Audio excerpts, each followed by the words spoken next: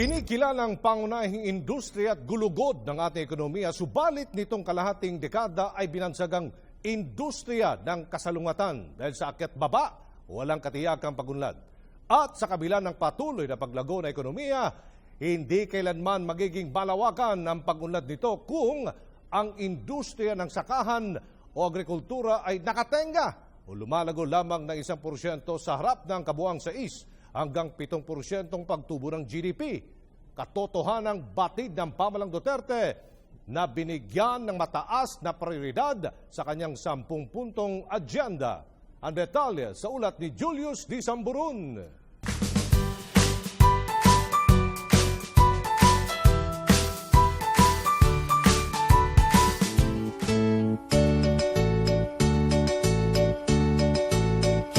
Magtanim ay di biro, maghapong nagayuko, di man lang makaupo, di man lang makatayo. Sa kantang Magtanim ay hindi biro, magugunitang malaki ang responsibilidad na ginagampanan ng mga magsasaka, gayon din ang iba pang agricultural workers. Kaya isa ito sa prioridad ng bawat namumuno sa ating bansa at nang mapanatiling may supply ng pagkain ng bawat isa sa atin. Mula Metro Manila, dumayo ang PTV News sa Barangay Mataas na Parang, San Ildefonso, Bulacan. Dito namin nakilala si Mang Nemencio Neming Concepcion, isa sa mga umunlad dahil sa pagsasaka. Siya at ng kanyang asawang si Josie ay nagsimula din sa hirap, nakaranas ng iba't ibang unos, pero dahil sa pagsusumikap, nakilala siya sa iba't ibang bansa. Lumago ang kita sa pagtatanim at naipagtapos ng pag-aaral ang mga anak. Meron pong panahon na nakatanim na yung palay, wala pong supply ng tubig at walang ulan, kanya humihina po ang paglaki ng palay. May panahon po na malapit ng anihin. Kung kailan po malapit ng anihin, dumarating po ang kalamidad. Halimbawa po, bumagyo. Kinilala din ng pamahalaan ang kanyang Neming and Josie Natural Farm bilang isang learning site para sa mga naglalakbay-aral. Sinong mag-aakala na sa gitna ng isang industrialisadong munisipalidad ay mayroon pang malawak na kapatagang taniman, pangisdaan at pastulan ng hayop. Sa dami ng kinaharap na problema ng sektor, matinding tagtuyot, baha at pag-atake ng mga peste, nanatiling nakatindig ang mga magsasaka. Si Mang Neming nga may alternatibong halaman pangontra peste nang hindi gumagamit ng pestisidyo. Kaya nga hindi imposibleng madami siyang malalagong tanim. At ang ATI po, nakita niyo po at nagbigyan po ako ng submersible pump at dog well. Kanya ito po yung nagiging demo farm ng mga magsasaka. Kaya po pinipilit ko na hanggang sa whole year round may tanim. Pwede po tayo magtanim sa mga nire-recycle, yung mga pinagamitan natin like container or yung sako. Hulyo ngayong taon ang italaga ni Pangulong Rodrigo Duterte si dating North Cotabato Governor Emmanuel Manny Piñol bilang kalihim ng Department of Agriculture. Nais ni Piñol na makilala ang kanyang pamunuan na nagkakaloob ng available and affordable food sa mga Pilipino. Nanindigan si Piñol na ibalik ang orihinal na mandato ng ahensya bilang production government agency. You have to understand that in a successful agriculture, may tatlo kang factors dyan na i-consider. Technology, financing, marketing. Yung MSMEs ay katulong natin sa marketing ng ating produkto ng mga magsasaka. Sa liderato ni Piñol, tila walang kawala ang pasaway at tutulog-tulog. Hinamon nga niya ang kanyang mga regional directors na gawing rice sufficient ang kanilang mga rehiyon. Dapat din daw makamit ng mga ito ang target na 25% poverty incidence. Positibo din ang Department of Agriculture na makamit ang kasapatan ng bigas sa taong 2019. Merong 4 na mga factors na importante. Number 1, dapat good seeds, hybrid seeds ang ginagamit ng mga farmers. Hindi pwede yung ordinaryong seeds kasi masyadong malaki yung diferensya. Kung gagamit ka ng hybrid seeds, tataas ka ng mga 6 to 7 metric tons hanggang 8. Number 2, fertilization. Number 3, irrigation. Number 4, mechanization. Nakuha na natin yung free irrigation. Nakumbinsa na natin ang Pangulong Duterte na dapat over the next few years, i-fully mechanize natin yung grains industry. Aprobado na din ni Pangulong Duterte ang 21 billion peso worth of assistance sa mga rice farmers ng bansa. Ipinag-utos ng Pangulo na mga bigas na pinuproduce ng mga Pilipinong magsasaka na ang gagamitin sa 4-piece rice rationing program, imbes mga imported rice. Ipinag-utos din ng kasalukuyang liderato ng DA ang paglalabas ng nasa 2 bilyong pisong halaga ng mga agricultural machines kabilang ang mga water pumps na magagamit para maibsan ang El Nino, gayon din ang mga traktora at mga harvesters. At ilang magsasaka din naman sa buong bansa, gaya ni Mang Neming, ang nabiyayaan din naman ng ahensya ng iba't ibang vegetable, rice, and corn seedlings. Itinaas na ng Pag-asa ang Tropical Cyclone Signal number 5 sa 4 na lalawigan sa Hilagang Luzon. Pinsala naman ang magkasunod na bagyong Lawin at Karen ang ilang lalawigan sa Luzon. Tinatayang nasa 10.2 bilyong piso ang halaga ng pinsalang idinulot sa agrikultura ng dalawang bagyo. Pinakamalaki ang pinsalang natamo ng Region 1. Hindi naman nakalimutan ng pamahalaan ang sektor ng pangingisda. Dito ay nagpapamigay din ang DA at Bureau of Fisheries and Aquatic Resources ng higit 100 milyong pisong halaga ng kabuhayan. Record-breaking dahil 3 buwan pa lamang ang Administrasyong Duterte, mahigit 5,000 bangka na kaagad ang naipapamahagi. Nito namang Nobyembre 2016, kinansila na din ng ahensya ang lahat ng import permits ng mga agricultural products bilang tugon kontra smuggling.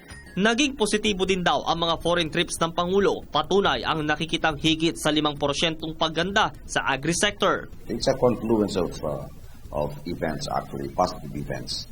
Like say, for example, good weather, magandang ulan, and of course, divine intervention. Pasalamatan natin, Panginoon, sa magandang panahon. No? Yung ikot ng Pangulong Duterte sa China, Japan, at iba pang bansa, pati sa Russia ngayon, nagbukas ng malaking merkado. Good news naman ang direktang pagbili ng 5 malalaking supermarket sa bansa ng sibuyas at bawang mula sa mga Pinoy farmers nito. Marami naman ang nagtatanong, ia-adapt kaya ng kalihim ang kadiwa system ni dating Pangulong Ferdinand Marcos? Magandang konsepto yun. And but we don't have to copy the whole concept. We could improve on it. Pero dahil sa misyon at bisyon ng administrasyon na maging tapat sa mga Pilipino, unti-unti na nga daw na ibabalik ang dangal ng kagawaran. Wala nga daw makakawala sa serbisyong pinyol dahil hands-on mismo sa trabaho ang kalihim nito. Kailangan kasi nadadama mo yung pulso ng magsasaka. Naging kaugalian ko nito that I always double check. I would like to make sure that my instructions were followed.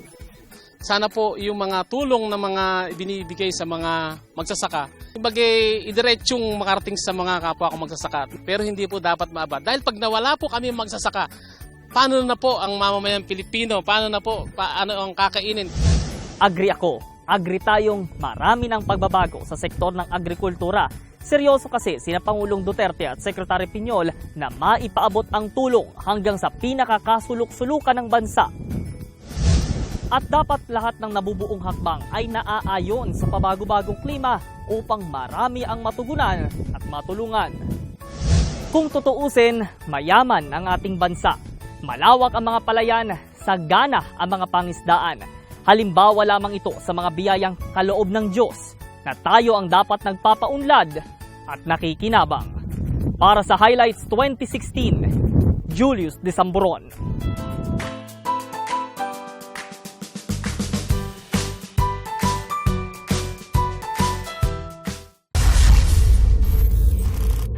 Naging maaksyon sa mababang kapulungan sa unang 6 na buwan ng Administrasyong Duterte. Mula sa pag-iimbestiga sa kontrobersiya sa New Bilibid Prison hanggang sa pagsusulong ng charter change. Puspusan ang ginagawang hakbang ng Kamara para maging mas mabilis ang pagpapasa ng mga batas na nasa legislative agenda ng ating Pangulo.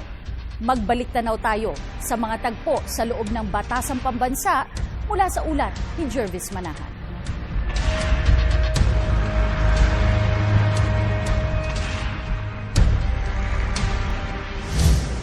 Sa pagpapalit ng administrasyon ngayon 2016, nagpalit din ang liderato ng Kamara. At kasabay nito, nagbago din ang tinutungo sa larangan ng pagpapasa ng batas o ang legislative agenda. Sa pamumuno ni House Speaker Pantaleon Alvarez, umarangkada ang 17th Congress. Ang unang panukala, ang pagbabalik ng death penalty o parusang kamatayan. Mismong si Alvarez ang author ng panukala at hanggang ngayon ay isa pa rin sa mga pinakakontrobersyal na usapin sa Kamara. 2006, panahon ni dating Pangulong Gloria Macapagal Arroyo nang tanggalin ang death penalty sa bansa. Paliwanag ng mga kontra dito, wala naman daw pag-aaral na nagpapakitang bumababa ang crime rate kapag ipinatutupad ang death penalty. Na unang ipinangako ni Alvarez na maipapasa ito bago magpasko, pero bigo pa silang maipasa ito. Kasabay nito isinusulong din sa mababang kapulungan ang pagpapababa ng edad ng criminal liability. Pinagkaabalahan din ng Kamara ang pag-iimbestiga sa pagkalat ng ipinagbabawal na gamot sa New Bilibid Prison. 5 araw tumagal ang pagdinig, kung saan dinala sa Kongreso ang mga high-profile inmates at ang umano'y partner ni Senadora Laila de Lima na si Ronnie Dayan. First time din ito nangyari na merong senator na nakialam sa proceedings ng House. Hindi pa nangyayari yun. Wala pang senador na nag-advise doon sa witness ng House of Representatives para magtago. Umani ng batikos ang mga mambabatas dahil sa mga hindi kaaya-ayang tanong sa pagdinig. Bukod yan, marami pang mga pagbabago na inaasahang mangyayari sa mababang kapulungan. Well, so far so good. Naipasa natin yung budget for the first time on time. Hopefully, before Christmas break, sana maipasa na rin natin yung debt. Hopefully. Isa sa mga pinakamalaking pagbabago na isinusulong dito sa Batasang Pambansa ay yung charter change o yung pagbabago ng saligang batas para bigyang daan ang federalismo na isa sa mga pangako ni Pangulong Duterte. Mahaba-habang proseso pa raw ang pagdadaanan nito, pero umaasa ang mga mambabatas na magagawa nila yan bago matapos ang kasalukuyang administrasyon. Sa unang 6 na buwan, nasimula na ng Committee on Constitutional Amendments ang public consultation kaugnay ng CHA. Lusot na rin sa committee level ang paggamit ng Constituent Assembly o CONAS bilang paraan na pagbabago ng saligang batas. Umaasa ang liderato ng Kamara na masisimulan ang mismong CONAS sa susunod na taon. Kapag naipasa, napakalaki na magbabago sa politika. Well, ang proposal ko is kung pwedeng gawin ng 6 months, para makapag-umpisa rin kaagad na matalakay natin yan dito sa Constituent Assembly. Magiging federal ang forma ng gobyerno, katulad na lang ng sa Amerika. Mahahati ang Pilipinas sa mga estado at ang bawat isa ay magkakaroon ng sariling ehekutibo, lehislatura at hudikatura. Posibleng magkaiba-iba ang batas sa bawat estado at dapat ay magkaroon din sila ng sarili nilang kita. Ikakalat ang kapangyarihan ng central government sa mga estado, pero may maiiwan pa rin kapangyarihan sa federal government, gaya ng external defense at foreign affairs. May mga nagsasabing magagawa ito sa unang 3 taon, para bago na ang forma ng gobyerno bago ang midterm elections. Ang komposisyon ng Kongreso ngayon ay halo ng mga veteranong mambabatas, mga baguhan at mga nagbabalik sa Kongreso. Nasaksihan din ngayong taon ang pagpasok ng kauna-unahang transgender congresswoman na si Geraldine Roman. Si dating Pangulong Gloria Arroyo, dating First Lady Imelda Marcos at dating Senadora Pia Cayetano, lahat ngayon ay nasa Kongreso. 2 grupo rin ang naghati sa minority, si Ifugao Congressman Teddy Bagilat ng Liberal Party at Danilo Suarez ng United Nationalist Alliance. Lahat sila maraming pangakong batas, pero sa unang 6 na buwan, 8 pa lang ang umabot sa 3rd at final reading. Ang unang batas na naipasa ay ang pagpapaliban ng sangguniang kabataan at barangay elections. Libo-libong panukala pa ang nakabinbin at dinidinig ngayon para mas maibigay pa ng pamahalaan ang pagbabagong minimithi para sa bansa.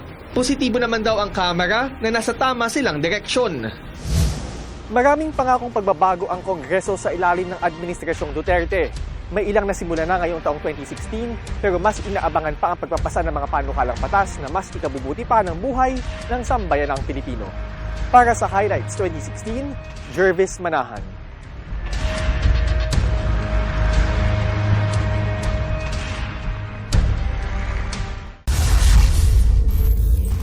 Sa gitna ng pagpapaibayo ng inclusive growth sa ekonomiya ng mundo, naging positibo ang pagtanggap ng maraming sektor, partikular na mga investors sa 10-point agenda ni Pangulong Rodrigo Duterte. Sinundan ni Lala Babilonia ang paglalatag ng mga prioridad ng administrasyon, lalo na sa pagpapabuti ng buhay ng mga mamamayang Pilipino.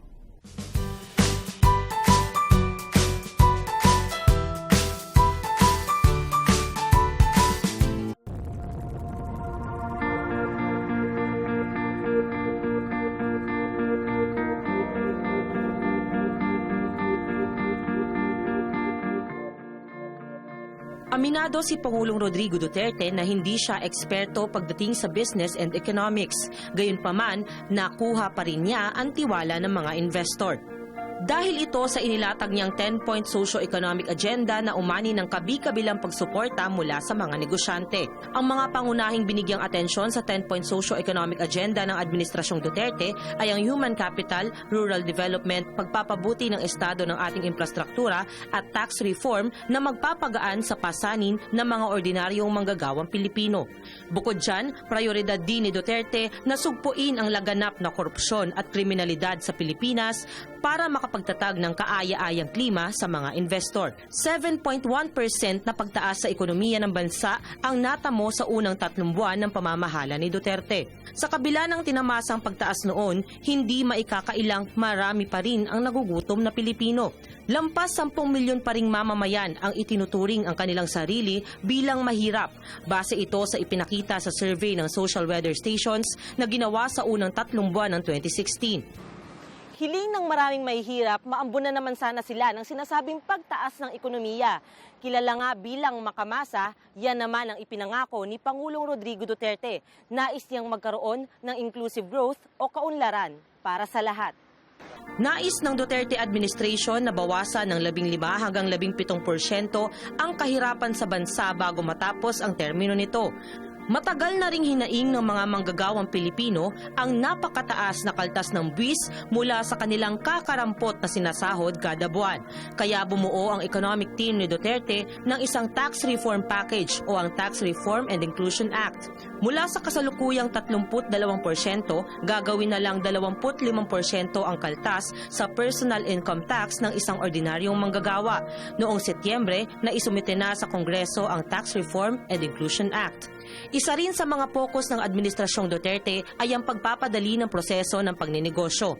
Nagsimula sa government offices ng Davao City ang pagpapatupad ng tinatawag na 72-hour policy, kung saan dapat sa loob ng 3 araw ay tapos nang maiproseso ang mga papeles ng isang kliyente katulad ng business, building at sanitation permit. Nais ni Duterte na mapatupad ang 72-hour policy sa buong bansa. Ultimo kasing pagproseso ng mga papeles, nagiging ugat pa umano ng korupsyon. Layunin din ng Administrasyong Duterte na pataasin ang infrastructure spending ng gobyerno. Sa kabila kasi ng mataas na ekonomiya noong nakaraang administrasyon, kulelat pa rin ang bansa pagdating sa infrastruktura. Ayon kay Budget Secretary Benjamin Diokno, ang susunod na 6 na taon ng pamahalaang Duterte ay mababansagang golden age of Philippine construction. Kaya target ng pamahalaan na gumasta ng 8.2 trillion pesos para sa pampublikong infrastruktura hanggang sa matapos ang termino ni Pangulong Rodrigo Duterte. Nais din ng Pangulo na wala nang maghirap na Pilipino pagdating ng taong 2040. Dito nga nabuo ang ambisyon nating 2040 na naglalayong alisin ang kahirapan sa bansa sa pamamagitan ng pagbalangkas ng Executive Order No. 5 ng Malacanang. Nais din ng Pangulo na itaguyod ang maliliit na negosyo sa bansa o micro, small and medium enterprises. Determinado naman si Trade Secretary Ramon Lopez na tuparin ito. Maglalaan umano ang administrasyon ng 1 bilyong pisong pondo sa kada rehiyon para sa mga MSME. Bukod dyan, patuloy rin ang pakikipagtulungan ng pamahalaan sa pribadong sektor para mabigyan ng training at mentorship ang MSMEs para umasenso ang kanilang mga negosyo. Isa pa sa nakikitang solusyon ng Administrasyong Duterte sa pagsugpo ng kahirapan ay ang pagpapatupad ng family planning o ang maigting na implementasyon ng Responsible Parenthood and Reproductive Health Law. Ayon kay Socio-Economic Planning Secretary Ernesto Pernia, mahalagang mabigyan ng pagkakataon ang bawat pamilya, lalo na ang mga kababaihan na makamit ang gusto nilang bilang ng anak. Aniya, lumalabas kasi sa survey na ang desired family size ng mga kababaihang nasa reproductive age ay nasa 3 anak lang. Kung makakamit umano nila ang kanilang desired family size, maaaring mabawasan ang kahirapan sa bansa mula 26% pababa sa 23% na lang. Sa gitna ng sigaw ng maralitang Pilipino na makaahon sa kahirapan, isang presidente ang nagbigay sa kanila ng pag-asa na makamit ang uri ng gobyerno na walang korupsyon, patas at para sa masa. Para sa Highlights 2016, Lala Babilonia.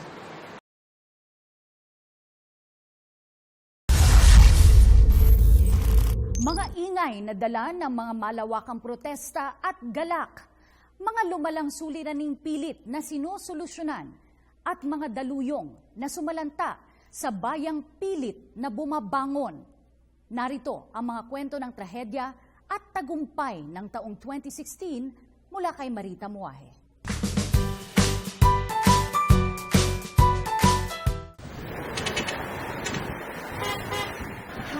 Traffic na naman.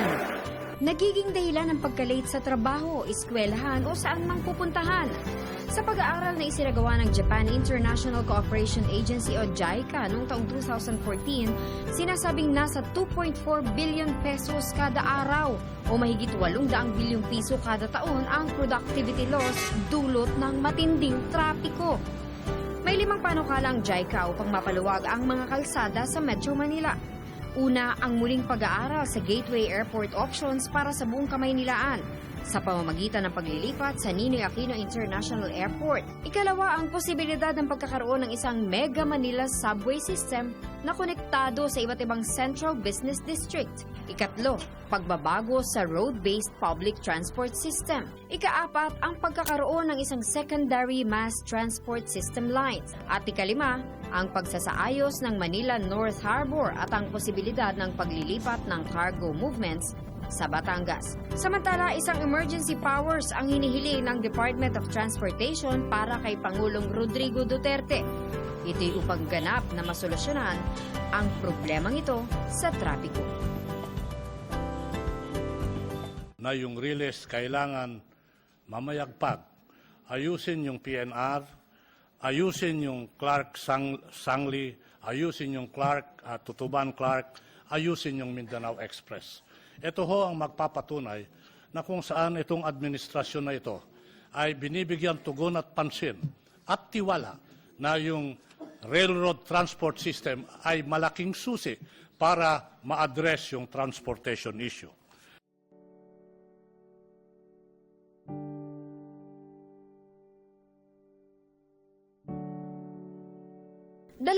Pitong taon simula nang mamatay ang dating Pangulong Ferdinand Marcos. 27 taon ng pagdedebate kung nararapat ba o hindi na mailibing ang dating diktador sa libingan ng mga bayani. 27 taon ang paghihintay ng pamilya Marcos at ng mga loyalista at mga supporters nito. Natuldukan na, ganap na 12:00 ng tanghali noong Nobyembre 18 nang maihimlay ang mga labi nito sa libingan ng mga bayani. Napakahaba na ng panahon na inaantay ito. Inaasam-asam namin ng 27 anyos na.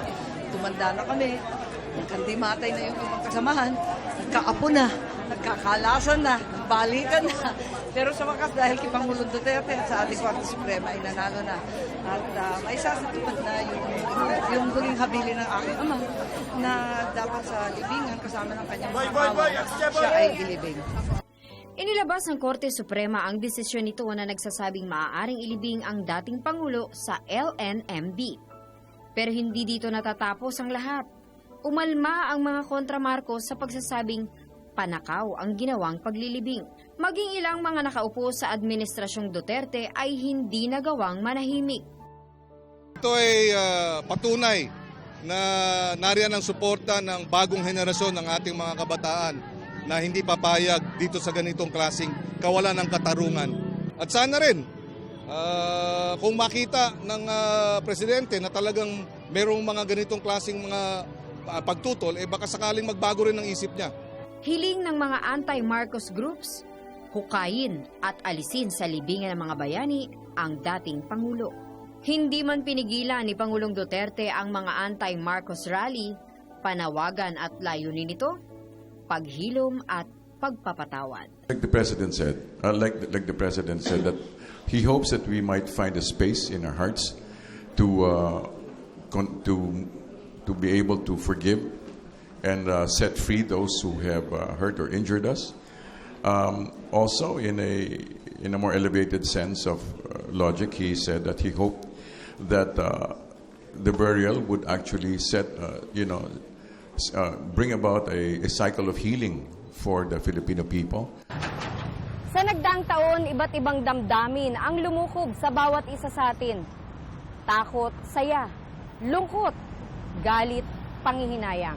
Katulad ng Luneta na nagsilbing piping saksi sa napakaraming kaganapan sa ating bansa.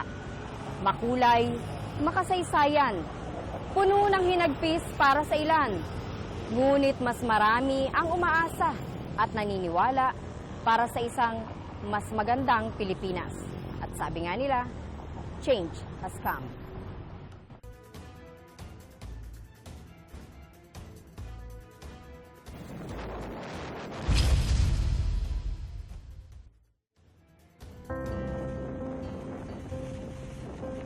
Ito ang iniwan ni Bagyong Lawin sa lalawigan ng Tugigaraw. Maraming bahay, gusali, tulay at daan ang nasira.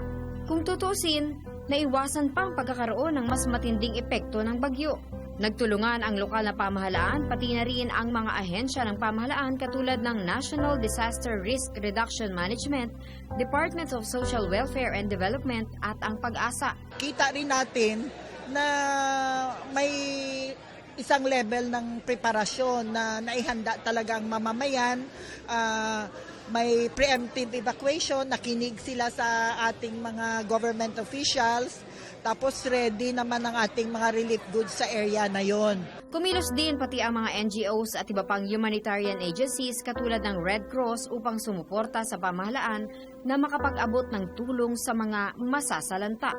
At katulad ng inaasahan, walang awang hinagupit ni Lawin ang mga lalawigan sa Luzon. Isang linggo matapos na malalasa si Lawin, dinalaw mismo ni Pangulong Rodrigo Duterte ang mga lalawigang naapektuhan. Naging mainit ang pagtanggap ng mga taga-Tugigaraw kay Pangulong Duterte. Personal pa nitong inabot ang tulong sa mga naging biktima ng Bagyong Lawin. Miss Universe 2015 is Philippines.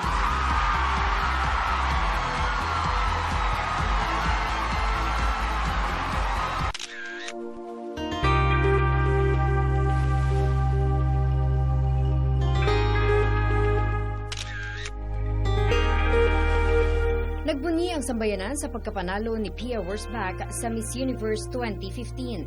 Sa 64 na taong pagsasagawa ng Miss Universe pageant, ang pagkapanalo ni Pia ang ikatlong beses pa lamang na nakuha ng Pilipinas ang korona. Ang una ay noong 1969 kung saan unang Pilipinang nanalo sa prestihiyosong patimpalak si Miss Gloria Diaz. Matapos ang 4 na taon noong 1973 nang iwi ni Margie Moran ang korona. At 64 na taon nga ang lumipas bago nakuhang muli ng Pilipinas ang korona sa pamamagitan nga ni Pia. 2 beses pa lamang din ginaganap sa Pilipinas ang Miss Universe pageant, noong 1974, 1994 at ang ikatlong beses sa darating na Enero taong 2017. We know that the Miss Universe is one of the prestigious pageants that we have right now in the entire world, di ba? Kumbaga kapag kaya natin gawin yan dito sa Philippines, it would show a very good image of the country para sa mga ibang bayan na yung mga ganyang prestihiyosong pageant kaya na natin gawin. Pambato ng Pilipinas sa darating na Miss Universe 2016 ang napakagandang si Maxine Medina. Samantala, inuwi naman ni Kylie Verzosa noong nakaraang October ng 2016 ang ika-6 na korona ng Miss International na ginanap sa Tokyo, Japan. Unang nasungkit ng Pilipinas ang titulo noong 1964 kay Gemma Teresa Cruz, si Aurora Pihua naman noong 1970, Melanie Marquez noong 1979, Precious Lara Kigama noong 2005 at Bea Santiago noong 2013. Pangalawang Pilipinas kasunod ng Venezuela sa dami ng naiuwing korona ng Miss International. Maraming nangyari sa bansa ng nagdaang taon. Pinili ng tao ang pagbabago. At sa nakaraang huling 6 na buwan, niyakap ni Juan de la Cruz ang pagbabagong ito. Marahil hindi lahat. Marami ang umaayaw. Ngunit di hamak na mas marami ang umaasa. Sawa na ang mga tao. At itinataya nila ang natitirang pag-asa at tiwala para sa isang mas maayos, malinis at maunlad na Pilipinas. Para sa Highlights 2016, Marita Muaje.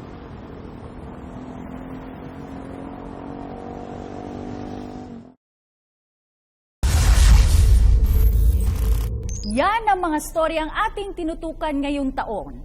Mga usapin sa loob at labas ng bansa na sama-sama nating binantayan at sinuri. Mga pangyayaring nagbigay sa atin ng aral at gabay tungo sa patuloy na pagbabago. Ako po, si Cathy San Gabriel. Sa kabila ng mga hamon at pagsubok na ating sinuong, naway manatili tayong matatag at puno ng pag-asa bilang pundasyon ng isang maunlad na bayan. Ako po si Aljo Bendijo, hanggang sa susunod na taon. Ito ang Highlights 2016!